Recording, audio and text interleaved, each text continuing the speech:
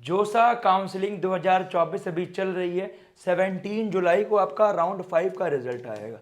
उसके बाद से बच्चों को मन में डाउट ये है, भैया मान लीजिए मुझे NIT, triple IT and GFTI मिलता है, तो क्या हमें फ्लोट करना होगा, क्या हमें स्लाइड करना होगा, क्या हमें फ्रीज करना होगा सीसै में बैठने के लिए?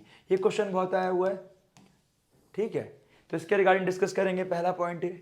दूसरा, कुछ टाइप्स के बच्चे होंगे, जैसे फॉर एग्जांपल जिन बच्चों को एनआईटी, ट्रिपल आईटी, जीएफटीआई मिला है। ठीक है। तीसरा, किसी बच्चे को आईआईटी मिला है, तो क्या वो सीसै में बैठ सकता है, नहीं बैठ सकता, ये भी डिस्कस करेंगे।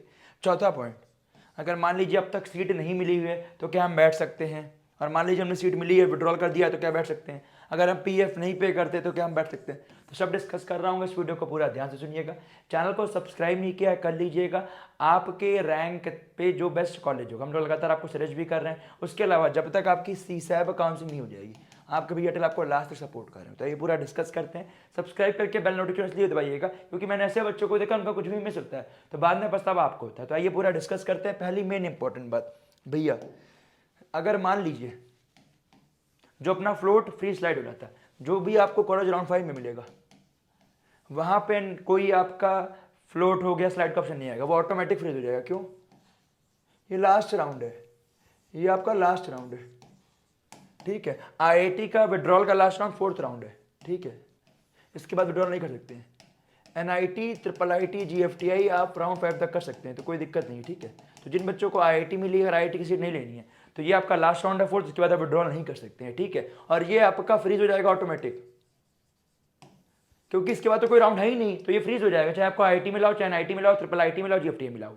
हाँ, तो अगर आपका ये फ्रीज हो गया, ठीक है, तो आपके पास तो सीट हो ही गई। बात करें आईआईटी के लिए, आपको उनके वेबसाइट पे देखना है जो फिजिकल रिपोर्टिंग की डेट सही है और बैलेंस फीस कहाँ क्या पे करना है, या कॉलेज जाके पे करना है, सब बताएंगे। बट जिनको एनआईटी, ट्रिपल आईटी, जीएफटीआई मिला है, अब इनकी सीट पक्की नहीं हुई है, जीएफटीआई मिला है, उन्हें 24 से लेकर 26 के बीच में पीएफ पे करना मैंडेटरी है।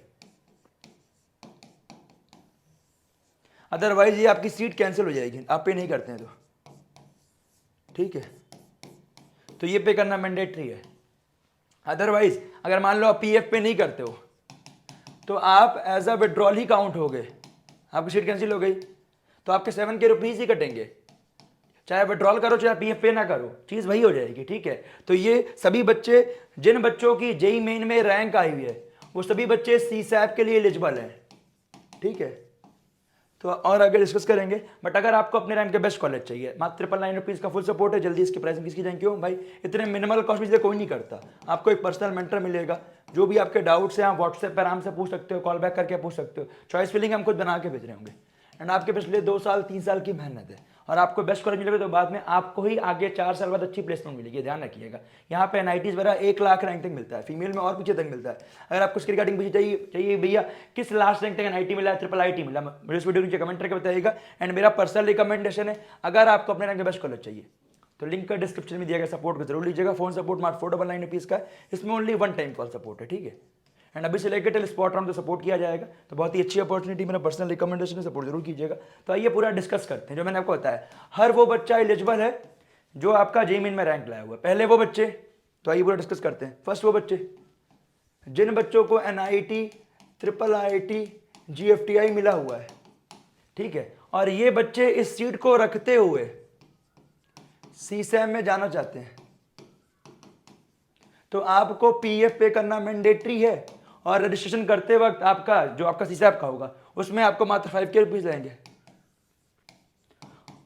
और उसमें आपको क्या जो आपका SRPF 1 और IF 2 देने की जरूरत नहीं है, बात इतने लेंगे। ठीक है, इसमें ये ध्यान रखिएगा, जो भी आपको एनआईटी, ट्रिपल आईटी, जीएफटी की सीट मिली है, सीसैप काउंसलिंग में उससे अच्छा ही भरिएगा। क्यों? जैसे फॉर एग्जाम्पल आपको कोई सीट मिलती है यहाँ, तो ऐसा नहीं है बैक जाके वाली सीट ले लोगे, आपको जो नई सीट मिलेगी यही रहेगी। ठीक है, और फॉर एग्जाम्पल आप अच्छा भरोगे, ठीक है, कोई अच्छी मिली तो आपको ले लेना है इसको। अगर मान लीजिए कोई आप अच्छा भरते हो और सीट नहीं मिलती है, तो आपकी ये वाली रहेगी तो रहेगी।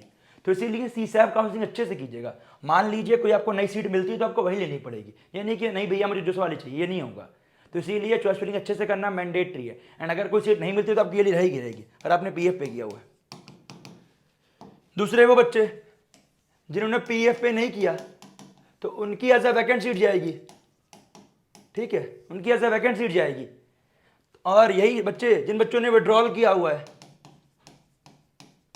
एसएफ पे करने के बाद, तो आपके 7 के रुपीज कटेंगे। एंड जो स्टार्टिंग में आपका पैसे लेंगे, जो बच्चे जनरल डब्ल्यू ओबीसी वाले हैं उनके 45 के लेंगे, कैटेगरी वाले बच्चों को कम लेंगे, तो उनका 7 के अमाउंट कट के लाइक 28 के होगा। तो आपको कितना देना पड़ेगा? 17 के रुपीज पे करने पड़ेंगे स्टार्टिंग में, और सीट मिलने के बाद 35 के। ये जनरल डब्ल्यू ओबीसी वाले बच्चों के लिए, ठीक है। तो ये वो बच्चे हैं जिन बच्चों ने पीएफ पे नहीं किया, उनकी सीट कैंसिल हो गई। और जिन बच्चों ने राउंड 1 2 3 4 5 कहीं भी विड्रॉल किया है, तो उन बच्चों के लिए। जिन बच्चों को एनआईटी ट्रिपल आईटी जेएफटी मिला, उनके लिए बात कर रहा हूं, ठीक है। अब बात करते हैं, किसी बच्चों को आईआईटी मिला था, उसने राउंड 4 तक विड्रॉल कर लिया, तो उसके भी सेम यही लेंगे। बट कोई बच्चा ऐसा है जिसको राउंड 5 में आईआईटी मिला हुआ है, राउंड 5 तक आईआईटी मिला हुआ है, और उसने विड्रॉल नहीं किया है, तो उसकी यहाँ तो सिर्फ किया ही हुआ है, ठीक है। तो आपकी सीट तो रहेगी रहेगी, बस आपको फिजिकल रिपोर्टिंग करनी है आईटी में, साथ में आप सीसा में बैठ सकते हो, ठीक है। उसके लिए आपको as a JEE Main candidates वाले से न्यूट्रिशन करना पड़ेगा। आपको स्टार्टिंग में जो आपके लगते हैं 45 के प्लस सीट मिलेगा 35 के, ये पे करना पड़ेगा, ठीक है। बट मेरा पर्सनल रिकमेंडेशन है, जिसको बहुत मजबूरी वही कीजिएगा इस तरह, अदरवाइज आपकी एक आईआईटी की सीट खराब होगी, ठीक है।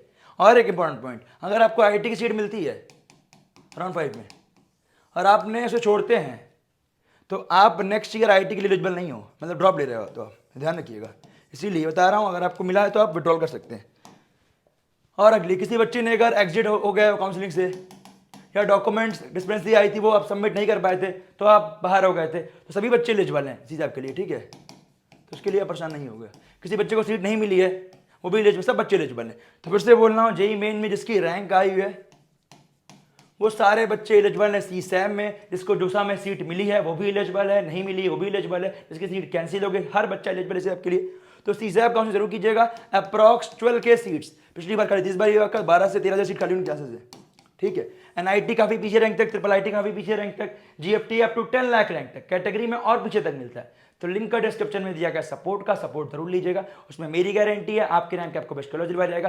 किसी के मन में कुछ डाउट है सीसैप के रिगार्डिंग, जरूर उस वीडियो के नीचे कमेंट कीजिएगा। एक और डाउट बच्चों का आता है, भैया सीसैप में हम विड्रॉल कर सकते हैं, अगर आपको सी चाहिए तो मुझे जरूर बताइएगा। मिलते हैं आपसे वीडियो में, बाय बेस्ट से, जय हिंद।